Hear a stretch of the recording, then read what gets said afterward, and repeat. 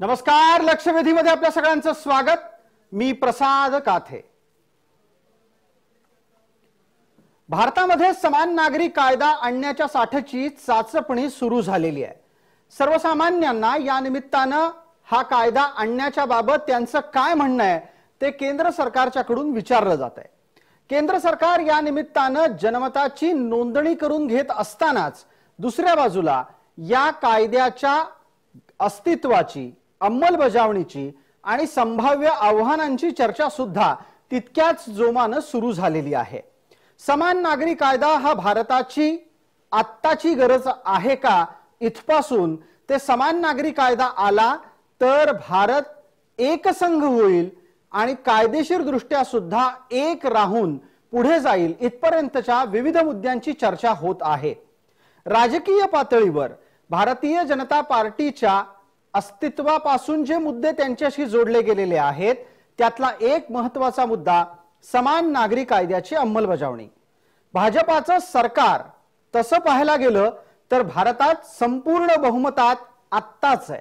याआधी अटलजींच्या कार्यकाळात कडबोळ्याचं सरकार होतं। अटल बिहारी वाजपेयी हे त्याचे केवळ चेहरा होते। त्यामुळे भाजपाच्या अजेंड्यावर असलेल्या 3 प्रमुख मुद्द्यांमधला हा समान नागरी कायद्याच्या अंमलबजावणीचा मुद्दा मागे पडला। पंतप्रधान नरेंद्र मोदी यांच्या दुसऱ्या काळात पूर्ण बहुमतात भारतीय जनता पार्टीचं सरकार स्थापित झालंय आणि दुसऱ्या कार्यकाळाच्या शेवटच्या टप्प्यामध्ये तिसऱ्या कार्यकाळाच्या निवडणुका येऊ घातल्या जात असताना समान नागरी कायद्याच्या अंमलबजावणीची चाचपणी सुरू झाली आहे। विरोधकांनी या संपूर्ण मुद्द्याकडे राजकीय प्रतिक्रिया देत समान नागरी कायद्याची निवडणुकीच्या पूर्वी सुरू केलेली चाचपणी म्हणजे मतांच्या ध्रुवीकरणाचा प्रयत्न आहे अशी प्रतिक्रिया दिली आहे। आजच्या चर्चेमध्ये आपण कोणत्याही प्रकारे राजकीय अभिनिवेशाच्या आणि त्या निमित्ताने होणाऱ्या तारस्वरातल्या चर्चेला टाळून समान नागरी कायद्याची गरज का आहे, हा कायदा नक्की कुणाकुणाला कशा प्रकारे कसा लागू होऊ शकतो, इथपासून ते समान नागरी कायदा सगळेजण स्वीकारायला तयार आहेत का याचीही चर्चा करणार आहोत। अगदीच सहज, सोप्या शब्दात आणि चटकन लक्षात येईल असं जर समजा या मुद्द्याला मांडायचं असेल तर स्त्री आणि पुरुष या दोघांच्या परस्परांमधील संबंधांच्या अनुषंगाने येणाऱ्या प्रत्येक बाबीवर समान नागरी कायदा काम करतो। हिंदू धर्मात हिंदू कोड बिलच्या अंतर्गत येणाऱ्या सर्व घटकांच्या अनुषंगाने स्त्रीचे विवाहातले अधिकार, विवाहानंतरचे अधिकार, घटस्फोटाचे अधिकार, पुरुषाचेही त्या अनुषंगाने असलेले अधिकार अधोरेखित आहेत। मात्र अशा प्रकारचे कुठलेही अधिकार हे मुसलमानांच्या अंतर्गत अधिकृतरित्या नोंदवलेले नाहीत। हिंदू कोड बिल लिखित स्वरूपात सापडतं, तसं मुसलमान कोड बिल लिखित स्वरूपात नाही। मुसलमानांच्या संसारातला कायदा हा अद्यापही धर्माधारित आहे आणि त्याच अधिकाराने ते आपलं आचरण ठेवत असतात। परिणाम स्वरूप महिलांचे अधिकार, अनेक स्त्रियांपासून एकाच पुरुषापासून झालेल्या अपत्यांचे अधिकार, अशा विविध प्रकारच्या मुद्द्यांना अद्याप अनुत्तरितच ठेवलं गेलंय। आजवरच्या राजकीय परिस्थितीमध्ये या सगळ्या प्रश्नांची उत्तरं शोधली जाणं गरजेचं होतं।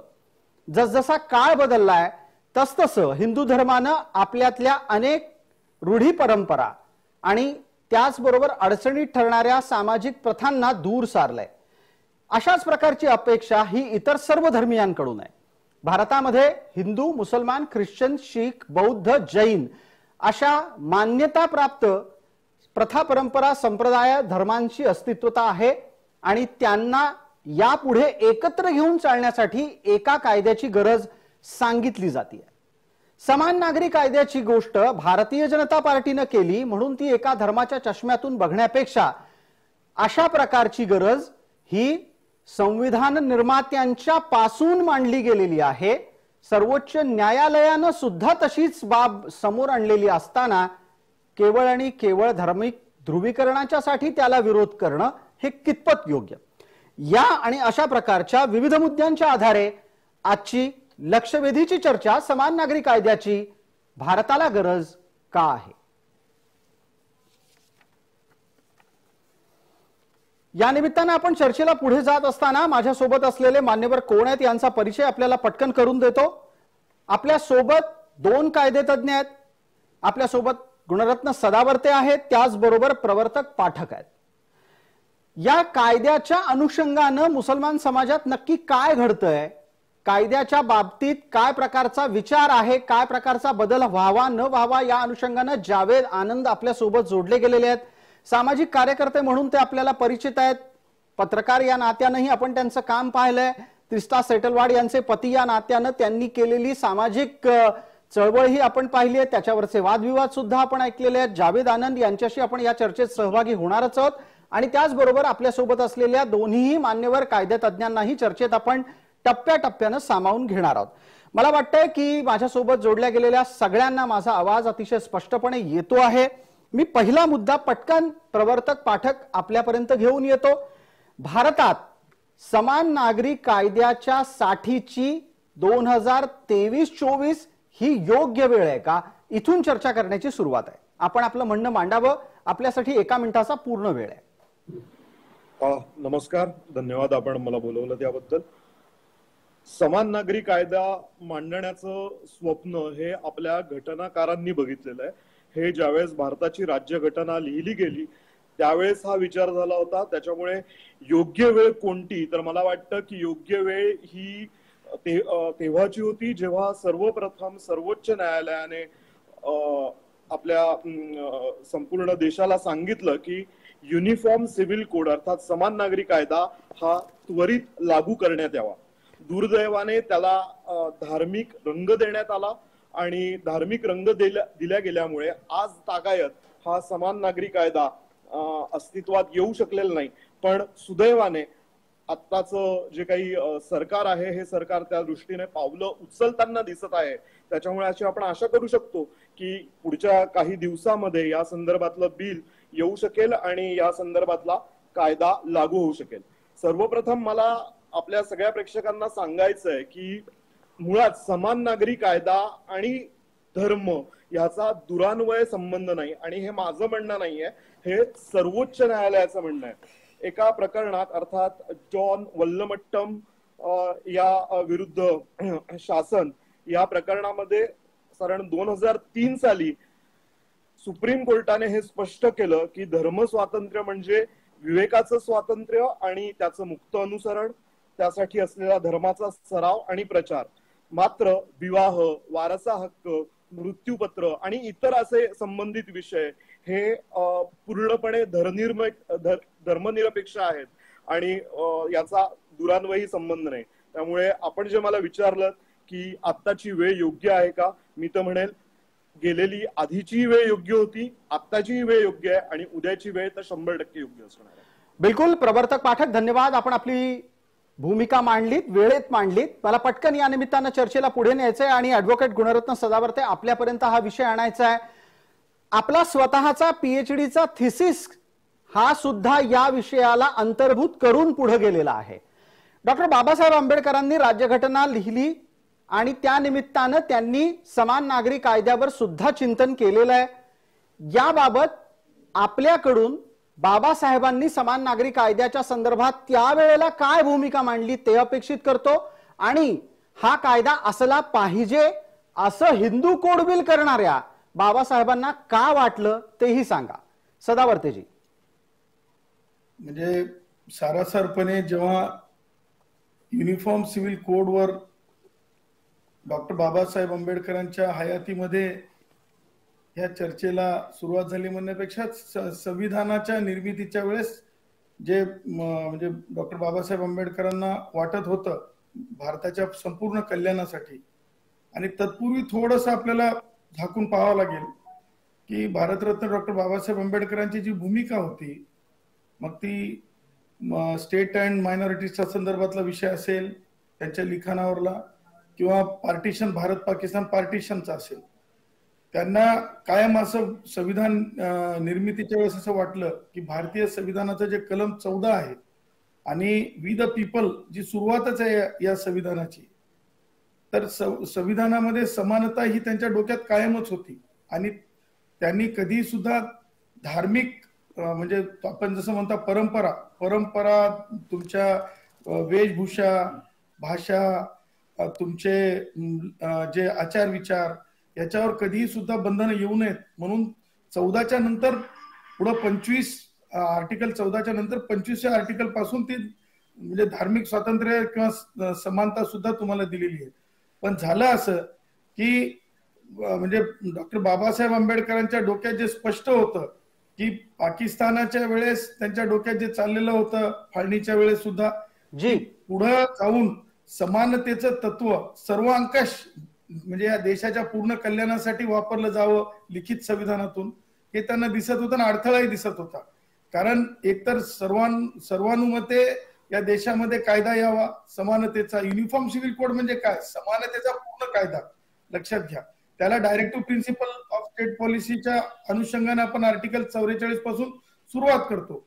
पण आज तुम्हाला मी एका अर्थानं स्पष्टपणे आणि फार जिम्मेदारीने सांगू इच्छितो की युनिफॉर्म सिव्हिल कोडच्या बाबतीमध्ये डॉक्टर बाबासाहेब आंबेडकरांच्या विचारांना शीख असेल, हिंदू असेल किंवा बौद्ध असेल किंवा ह्या सगळ्यांनी दुसऱ्या अर्थाने पूर्ण मान्यता दिलेली आहे. आज सगळेजण आपापल्या चालीरीती असतील त्या चालीरीती सोबत आज कोणताही जर अडीअडचण कौटुंबिक अडचण असेल कौटुंबिक वाद असेल तर आपण त्या डॉक्टर बाबासाहेब आंबेडकरांच्या पूर्ण विचारांचा पूर्ण अर्थाने आपण सोल्युशन काढण्यासाठी आपण ते तत्व समोर ठेवतो. फक्त हा प्रश्न आहे मुसलमानांच्या संदर्भातला. आता मुसलमानांमध्ये ते तत्व आपण पाहिलं की महिलांच्या बाबतीत आतापर्यंत कुचुंबना होती, ट्रिपल तलाकच्या बाबतीमध्ये. आजही मुसलमानांच्या पुढाऱ्यांना मला हा प्रश्न विचारायचा आहे की तुम्ही लेकरं किती जन्मवले याच्यावर महिलांच्या अधिकारांवर तुम्ही महिलांचे अधिकार ठरवता. असं नाहीये. तुम्ही ती काय म्हणजे महिलांना कुणी सुद्धा मी म्हणजे कोणाला रॅडिकल थॉट्स आहेत म्हणून मला त्यांना क्रिटिसाइज करायचं नाही किंवा एखाद्या धर्मात करायचं नाही किंवा त्यांना मला म्हणजे हिनवायचं नाही. परंतु तुम्ही सायंटिफिक दृष्ट्या सुद्धा एखाद्याचं मानसिक स्वास्थ्य एखाद्या म्हणजे आपण एक एक्झाम्पलरी एखादी महिला घेतली तर हे सगळं म्हणजे संविधानामध्ये काय तरतूद आहे तर एका व्यक्तीवर अन्याय झाला तरी संविधान उभं राहते, समूहावर अन्याय झाला तरी संविधान उभं राहते. आणि या सर्वंकष अनुषंगाने मला असं वाटतंय की इस्लामिक विचार असतील किंवा मुस्लिम धर्मीय असतील त्यांनी आता खुल्या अंतकरणाने युनिफॉर्म सिव्हिल कोडचं राजकारण कुणाला करू देऊ नये. ज्या प्रकारे ट्रिपल तलाकच्या बाबतीमध्ये म्हणजे कुठे म्हणले की खूप काहीतरी होईल काही झालं नाही, तसंच युनिफॉर्म सिव्हिल कोड ही गरज आहे. आणि माझ्या स्वतःच्या पीएचडीच्या थेसिस मध्ये मी स्टेट अँड मायनॉरिटीजचा संदर्भ देत म्हणजे आज नाही हे मी आज 2018 म्हणजे आज 10 वर्षाच्या अगोदर म्हणजे माझं काम ज्यावेळेस पूर्ण झालं आणि युजीसीला मान्यतेसाठी पाठवलं लिखाणाला त्यावेळेस त्याची मान्यता मिळाली नाही. मान्यता प्राप्त थेसिस असलेला अधिकारवाणी माणूस म्हणून मी सांगतो. मग मोहम्मद खानची जजमेंट असेल, मग जॉर्डनची जजमेंट असेल, मग सरलाची जजमेंट असेल, ह्या सगळ्यांमध्ये सुद्धा ह्या गोष्टी कव्हर झालेल्या आहेत. तेव्हा मला असं वाटतंय याला धर्म विरोधातला लढा तर सोडा, पण मुस्लिम महिला सुद्धा अंतर्मनातून जे आहेत जन्मलेल्या लेकरावर अधिकार नाही तर मी सुद्धा एक मुलगी आहे, मला सुद्धा अधिकार आहे, मी सुद्धा बोलू शकते, ह्या देशामध्ये माझं स्वतःचं स्वातंत्र्य आहे असं म्हणणारा ही वेळ आहे. आणि ती वेळ होती. परंतु मला तुम्हाला सांगायचं तुम्ही सुरुवातच केली डॉक्टर बाबासाहेब आंबेडकरांच्या शब्दांनी, तर मी सांगतो की बाबासाहेब आंबेडकरांनी इनिशियली असं म्हणाले होते. त्यांचे शब्द जर आपली मुभा असेल तर अगदी 10 सेकंदामध्ये वाचून दाखवतो. It is perfectly possible time that the future parliament may make a provisions by way of bringing that the code shall apply only to those who make a declaration that they are prepared to bound by it, so that in initial stage the application of code may be purely voluntary, so that for the fear which may friend have expressed here will be altogether nullified.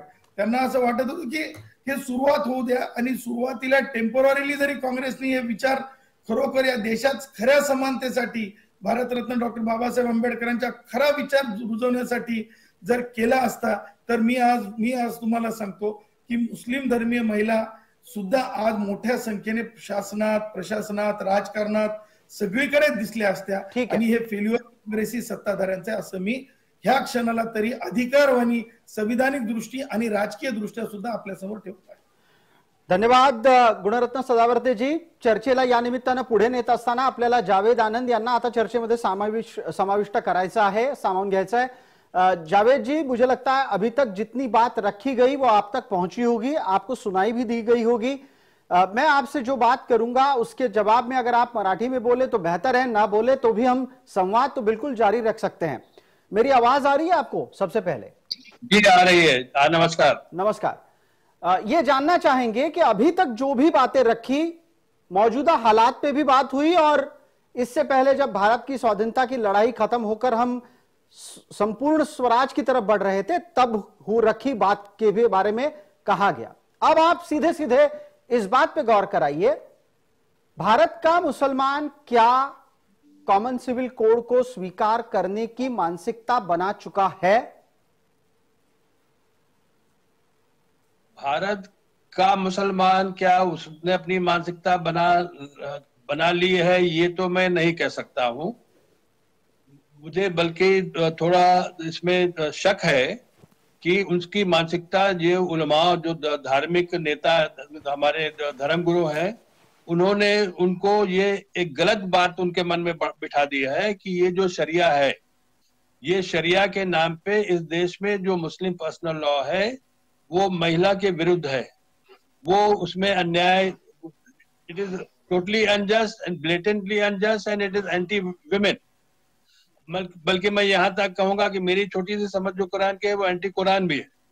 मगर इसको ये शरिया कहते हैं और लोगों के, आम मुसलमान के मन में ये बिठा दिया गया है कि ये जो है तो खुदा की दी हुई जो है तो कानून है, इसको हम कयामत तक मिटा नहीं सकते हैं. मेरा मानना है कि ये बात बिल्कुल गलत है, बिल्कुल झूठ है. अगर ये बात सच होती तो दुनिया के, आप यूरोप में चले जाइए, आप अमेरिका चले जाइए, कनाडा चले जाइए, बहुत सारे वेस्टर्न डेमोक्रेसीज में चले जाइए, जहाँ पे लाखों लाखों मुसलमान रहते हैं, वो अब इस्लाम का पालन भी करते हैं, साथ साथ में उनके लिए वहां पे अलग से मुस्लिम पर्सनल लॉ जैसी कोई चीज नहीं है. बात नंबर 1. बात नंबर 2 कि आज की तारीख में दुनिया में कम से कम 20-25 मुल्क, मुस्लिम मेजॉरिटी मुल्क ऐसे हैं जहां पे पिछले 10-20 दशकों में बहुत सारे जो है तो रिफॉर्म्स लाए गए हैं फैमिली लॉ में, पर्सनल लॉ में. तो अगर ये खुदा का दिया हुआ कानून होता तो ऐसा ये कैसे हो सकता था जी? तो ये खुदा का दिया हुआ कानून खाली हिंदुस्तान के मुसलमानों के लिए है क्या? ये बात बिल्कुल गलत है, मगर ये लोगों के मन में बिठा दी गई है. तो इसलिए ये समस्या जो है तो खड़ी है और हम जो है तो इस्लाम, ये उलमा जो है तो इस्लाम के नाम पे मुस्लिम महिलाओं के साथ घोर अन्याय कर रहे हैं जी. हमारी संस्था Indian Muslims for secular democracy ये ऐसे यूनिफॉर्म सिविल कोड के पक्ष में है जो कि संविधान के डायरेक्टिव प्रिंसिपल्स में आर्टिकल 44 में लिखा हुआ है, the state shall endeavour to bring about a uniform civil code for all citizens. ये एंडेवर से मतलब हम ये समझते हैं कि इसमें पूरे देश भर में इसके बारे में खूब चर्चा हो, खुली चर्चा हो. आपकी राय क्या है, हमारी राय क्या है, इनकी राय क्या है, उनकी राय क्या है, सब सामने आए ताकि लोग समझें कि मामला है क्या. बिल्कुल. इस चर्चा को आगे बढ़ाएंगे. जावेद साहब, एक अगले मुद्दे पर छूने से पहले प्रधानमंत्री नरेंद्र मोदी का एक बयान सुन लेते हैं. पंतप्रधान नरेंद्र मोदी यांनी मध्य प्रदेशातल्या केलेल्या भाषणामध्ये हा मुद्दा स्पष्टपणे समोर आणला आणि त्या निमित्तानं या चर्चेला अधिक व्यापक रूप मिळालेलं आहे. पंतप्रधान काय म्हणाले ते ऐकू आणि त्यानंतर आपण आपल्या सोबत असलेल्या मान्यवरांच्या कडे आपल्या आजच्या मुद्द्याला घेऊन जाऊ. आजकल हम देख रहे हैं कि यूनिफॉर्म सिविल कोड के नाम पर ऐसे लोगों को भड़काने का काम हो रहा है. आप मुझे बताइए, एक घर में परिवार के एक सदस्य के लिए एक कानून हो, परिवार के दूसरे सदस्य के लिए दूसरा कानून हो, तो क्या वो घर चल पाएगा क्या? कभी भी चल पाएगा क्या? फिर ऐसी दोहरी व्यवस्था से देश कैसे चल पाएगा? हमें याद रखना है कि भारत के संविधान में भी नागरिकों के समान अधिकार की बात कही गई है.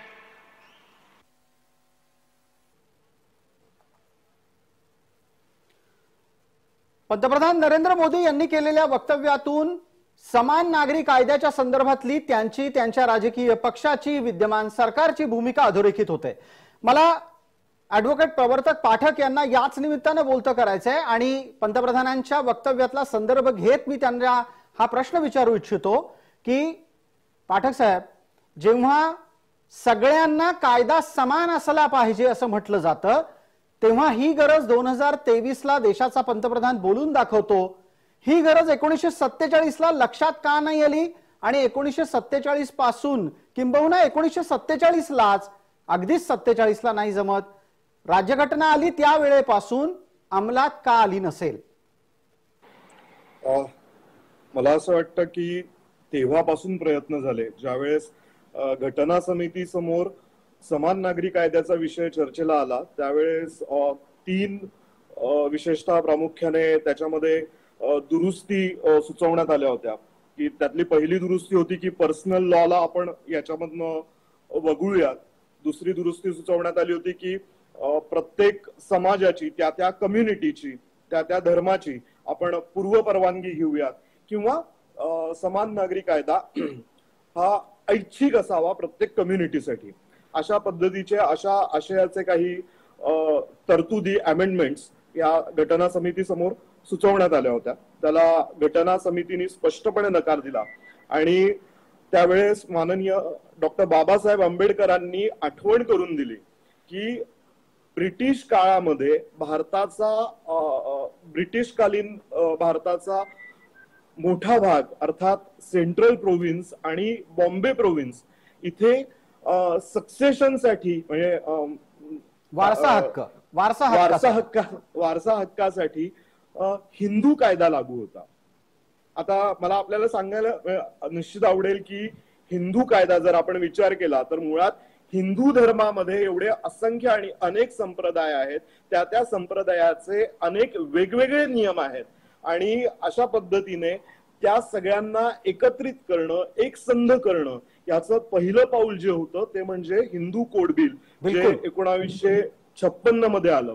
आणि हे हिंदू कोड बिल कोणाला लागू झालं तर तत्कालीन जवळपास 80% अधिक जो भारतीय समाज होता, ह्या 80% अधिक भारतीय समाजाला या एकसंध हिंदू कोड बिलच्या अधिपत्याखाली आणण्यात आलं. मला वाटतं हा हे पहिलं पाऊल असावं समान नागरी कायद्याच्या दृष्टीने वाटचाल करण्याचं. पण दुर्दैवाने आपल्याकडे कायम मतांचं ध्रुवीकरण करण्यात आलं आणि या मतांच्या ध्रुवीकरणातनं कायम असं बिंबवण्यात आलं की जर समान नागरी कायदा आला तर अनेक तुमचे धार्मिक ज्या नियम आहेत, पर्सनल लॉज आहेत, त्यांच्यावरती, अधिकारांवरती गदा येऊ शकेल. या निमित्तानं चर्चेला पुढे नेत असताना आता मुद्दा माझा हिंदू कोड बिलची चर्चा होत असताना त्यावेळेला बाबासाहेबांच्या हातून हिंदू कोड बिल लिहिलं जाणं हे अनेकांना पटलं नव्हतं. नेहरूंनी बाबासाहेबांवरती जबाबदारी सोपवली आणि तुम्ही या बाबतीला न्याय देऊ शकता इथपर्यंत सुद्धा थेट भूमिका घेतली. त्यावेळेच्या काँग्रेसमध्ये अनेक परंपरावादी व्यक्ती होत्या, नेते होते. त्यांना आंबेडकरांच्या हातून हिंदू कोड बिल लिहिलं जाणं मान्य नव्हतं. आंबेडकरांनी हिंदू कोड बिल लिहिताना हे हिंदू कोड बिल हे येत्या काळात हिंदू समाजाला कायद्याच्या दृष्टीनं सुद्धा एकसंघ राखण्यासाठी प्रयत्नशील असल्याचंच पाऊल टाकलं. त्यात वारसा हक्काचे प्रश्न सोडवले, दत्तक विधानाचे प्रश्न सोडवले आणि आणखीन समाजातल्या विवाह संस्थेच्या बाबतही उत्तरं दिली. आजच्या घडीला आपल्या सगळ्यांना कदाचित हे ठाऊक असेल नसेल, शीख, जैन, बौद्ध हे भारतात हिंदू मॅरेज ऍक्टच्या अनुषंगानं त्यांच्या विवाह संस्था राबवतात. आपल्यासोबत गुणरत्न सदावर्ते आहेत. गुणरत्न सदावर्ते, हिंदू कोड बिलच्या माध्यमातून आलेली व्यवस्था ही अधिक व्यापक करण्यासाठी काय करायला हवं होतं? नाही, हिंदू कोड बिलच्या बाबतीमध्ये तर मी तुम्हाला सांगतो की भारतरत्न डॉक्टर बाबासाहेब आंबेडकरांचं जेव्हा संविधानिक लिखाण होत होतं त्या जर आपण त्यावेळेच्या तत्कालीन म्हणजे मूळ संविधान किंवा त्याच्यानंतर जो सोबत जोडल्या गेलेल्या पार्लमेंटरी डिबेट्स जर आपण वाचले तर मी तुम्हाला प्रसादची एक गोष्ट प्राखऱ्याने सांगू इच्छितो काही परंपरावादी लोक होते, काही अडथळे होते आणि काही प्रखर विरोधही होते, परंतु असं कधीही झालं नाही की बाबासाहेब आंबेडकरांना म्हणजे रिस्ट्रिक्ट करावं किंवा थांबवावं किंवा बाबासाहेबांना लिहूच देऊ नये अशा प्रकारचं लिखाण लिखित स्वरूपामध्ये डिबेट कुठेही होऊ शकला नाही. कारण सगळ्यांना माहित होतं की स्वातंत्र्याची चळवळ आपण जेव्हा लढत होतो त्यावेळेस आपण मोठ्या म्हणजे याच्याने आज मी एक बोल्ड स्टेटमेंट करतो की स्वातंत्र्य चळवळीच्या वेळेस आपण बऱ्याच मोठ्या प्रमाणामध्ये मोर सेक्युलर झालेलो होतो. त्याच्यामुळे तशा अर्थाने मला नाही वाटत की डॉक्टर बाबासाहेब आंबेडकरांचं वैश्विक ज्ञान, वैश्विक कायद्याचा अभ्यास हे कोणी सुद्धा नाकारू शकत होतं. आणि डॉक्टर बाबासाहेब आंबेडकरांनी, मी तुम्हाला म्हणूनच सांगत होतो की भारत पाकिस्तान पार्टिशनचा संदर्भ असेल किंवा स्टेट मायनॉरिटीचा संदर्भ असेल, कारण त्यावेळेसही प्राखर्यानं आपण आझादची भूमिका पहा किंवा तुम्ही याची पहिले जे हे होऊन गेले ज्यांना बॅरिस्टर एम के गांधीजी कायदे आजम म्हणत गेले, मला माहित नाही काय त्याच्या डोक्यात चाललेलं असायचं, परत मला लोक म्हणतील की क्रिटिसाइज करतायत. तर हे बाबासाहेबांना माहिती होतं की ही कट्टरता आहे आणि ही कट्टरता या देशासाठी खूप म्हणजे फार न्यायिक ठरू शकत नाही कट्टरता. आणि म्हणून बघा तुम्ही एक लक्षात घ्या की आता आपण फार म्हणजे स्वच्छ शब्दात आणि सोप्या शब्दात सगळ्या धर्मांचा उल्लेख केला आणि सांगितलं की तुम्ही ते त्याच्यात बसताय, पण हे बसू आज तगायत बसू देण्यात आलेलं नाही. मला हे विचारायचंय जे कोणी विरोध करत आहेत रॅडिकल्स, ज्या विद्यापीठांमध्ये चर्चा घडवू इच्छित आहेत, का रे बाबांनो पाकिस्तानमध्ये आज कोणता कायदा आहे, तिथं काय युनिफॉर्म सिव्हिल कोडला तुम्ही तिथल्या युनिफॉर्म सिव्हिल कोडला काय विरोध करत नाही? का रे बाबांनो बांगलादेशमध्ये का तुम्ही विरोध करत नाही? का तुम्ही त्याच्यावर चर्चा करत नाही? मलेशियामध्ये का करत नाही? तुम्ही टर्कीमध्ये का करत नाही? इंडोनेशियामध्ये का करत नाही? सुडानमध्ये का करत नाही? मिस्रमध्ये का करत नाही? इथेही तर आहेच ना. मग ह्या देशामध्ये जर महिलांना समान अधिकार मिळत असेल, लेकरं किती जन्माला घातले त्याच्यावर तिचा अधिकार, मशीन आहे का? ती सुद्धा भगिनी आहे, ती सुद्धा या भारत मातेमध्ये जन्मलेली आहे, तिने म्हणजे एखाद्या विशिष्ट धर्मात जन्मलं म्हणून तिचे अधिकार ती गमावते, म्हणजे तिच्या टक्केवारीवर येतात अधिकार. हे असं टक्केवारीवर आयुष्य असू शकत नाही. वैज्ञानिक दृष्टिकोन आहे युनिफॉर्म सिव्हिल कोडला. म्हणून मी म्हणेल की जो कुणी म्हणजे युनिफॉर्म सिव्हिल कोडला विरोध करेल तो मी असं समजेल की तो फाळणीची भाषा करणार आहे, तो एक्स्ट्रीमिस्ट. या उल्लेखामध्ये ऍडव्होकेट सदावर्ते आपण बाहेरच्या देशांचं उदाहरण दिलं, पण या चर्चेत एका गोष्टीचा उल्लेख आणखी नमूद करण्यासारखा आहे, तो असा आहे की अहो भारतातल्या सुद्धा अनेक राज्यांमध्ये युनिफॉर्म सिव्हिल कोड आहे. चर्चा आता आपण मुंबईत बसून महाराष्ट्रात करतोय, आपल्या शेजारी असलेल्या गोव्यामध्ये युनिफॉर्म सिव्हिल कोड लागू आहे, समान नागरी कायदा गोव्यात आहे आणि तिथे काही कुरकुर होत नाही. मला जावेद आनंद यांच्यापर्यंत या प्रश्नाच्या निमित्तानं पोहोचायचं आहे आणि समजून घ्यायचं आहे की नक्की सिलेक्टिव्ह विरोध, निवडक विरोध करणाऱ्यांना कोण काय पद्धतीच्या शिकवण्या देत असतं. जावेद आनंद जी, भारत के जिन राज्यों में यूनिफॉर्म सिविल कोड मौजूद है वहां का मुसलमान अलग सोच रखता है और जहां इस तरीके से यूनिफॉर्म सिविल कोड लागू नहीं है, क्या वहां का मुसलमान अलग सोच रखता है या दोनों प्रकार के मुसलमानों को अलग अलग बातें बताई जाती हैं? जावेद भाई जी, ये आपने जो गोवा का उदाहरण दिया, मेरी जानकारी में गोवा ही शायद एक ऐसा स्टेट है इस देश में जहां पे यूनिफॉर्म सिविल कोड किसी न किसी शक्ल में मौजूद है, मगर उसके बारे में भी कुछ लोगों की राय है कि वो ऑप्शनल है, चाहो तो मानो, चाहो तो जो तो अपना दूसरा कोई तरीका अपनाओ. मगर मैं आपके पास दूसरी बात पे आता हूँ, तो सॉरी मैं मराठी थोड़ा बहुत कुछ समझता हूँ, बहुत कुछ समझ नहीं पाता हूँ जी. तो पहले जब आप मेरे पास आए थे तो मैंने ये आपसे जिक्र किया था कि उल्मा किस तरह से मुसलमानों को भड़काते हैं, वो एक बड़ी समस्या है. दूसरी बड़ी समस्या ये है कि ये यूनिफॉर्म सिविल कोड की बात कौन कर रहा है?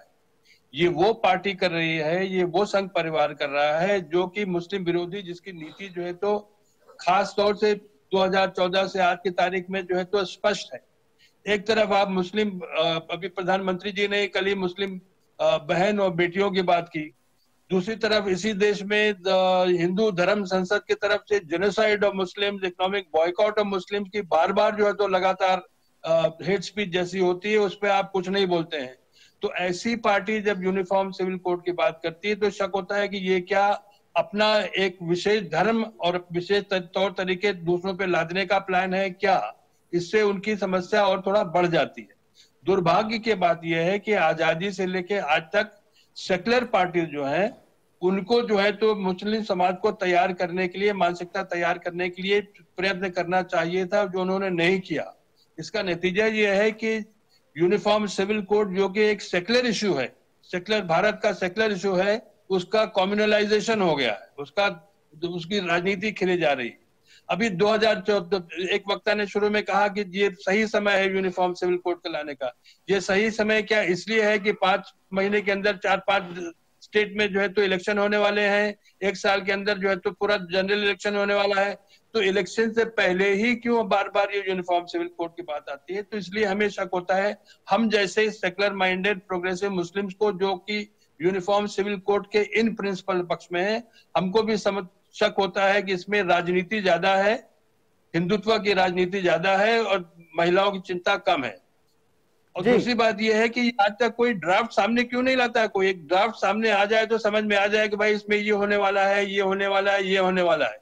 खाली ये हवाई फायरिंग हो रही है और ये बार बार इलेक्शन से पहले ही किया जाता है, ये जान के कि मुस्लिम समाज के जो नेता हैं, अपना धर्म गुरु है, वो उसकी विरोध करेंगे और सेक्युलर पार्टी खामोश रहेगी। इसलिए उनके हिंदुत्व का प्रचार जोरों से चलेगा कि देखो मुसलमान इस देश के कानून नहीं मानते हैं, और जो तो सेक्युलर पार्टी, तथाकथित सेक्युलर पार्टी जो है तो मुस्लिम अपीजमेंट में लगी हुई, इसलिए उनका काम पूरा हो जाता है। तो आप इलेक्शन से इस इशू का अलग क्यों नहीं करते हैं? आप 2015 में, 2016 में, 2017 में, 2020 में, 21 में, 22 में आप यूनिफॉर्म सिविल कोड की बात क्यों नहीं किया आपने? ये मेरा सवाल। बिल्कुल बिल्कुल, इस मुद्दे को बरकरार रखेंगे और साथ ही साथ इस पे बहस भी आगे करेंगे। सर्व मान्यवरांना विनंती आहे, आपण असेच जोडलेले राहा। चर्चेमध्ये एका छोट्याशा विश्रांतीची गरज आहे, लगेचच परत येतोय लक्षवेधीच्या पुढच्या भागात।